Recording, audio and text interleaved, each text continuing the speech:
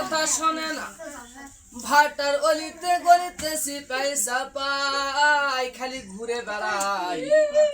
বাবা যদি কই বরকি লিয়া যা কই পারবো না হে পারলে তুই যা এক কিনা জোরা বলে বাবা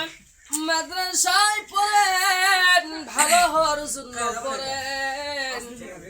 বাড়িতে যায় বাবা মার কথা শুনতে হবে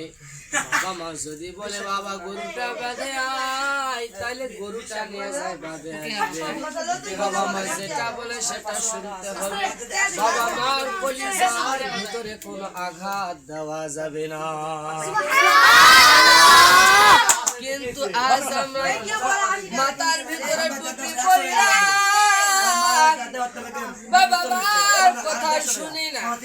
বাবা মার একটা কথাও আমরা মানি না আজ আমাদের বাবা মা সে বিদায় আমরা বুঝতেছি না বাবা তো যখন বাবা মা দুনিয়া থেকে বিদায় নিয়ে অন্ধকার কবরে চলে যাবে বাবারে সেই দিন আমাদের বুঝে আসবে বাবা মার কদর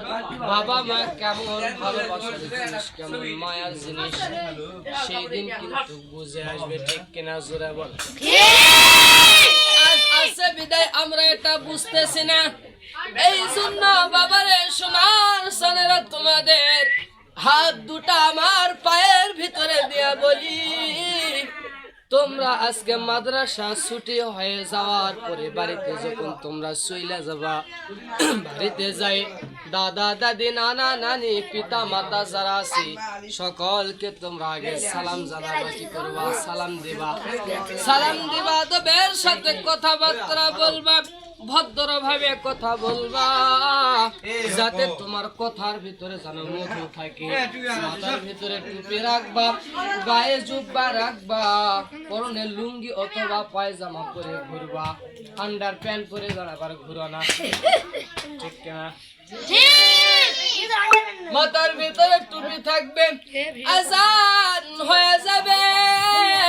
হাইয়া আলাস সালাহ হাইয়া আলাল ফালাহ তোমরা মসজিদের ভিতরে তাড়াতাড়ি করে চলে যাবা ঠিক কিনা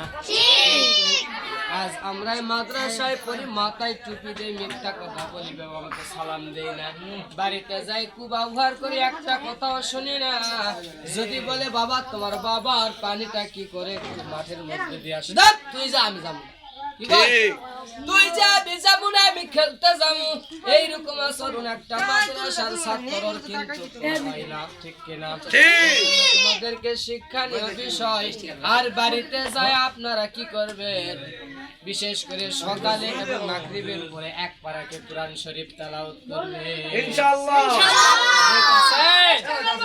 ঠিক আছে ওয়া আখিরি দাওয়ানা আলহামদুলিল্লাহি রাব্বিল আলামিন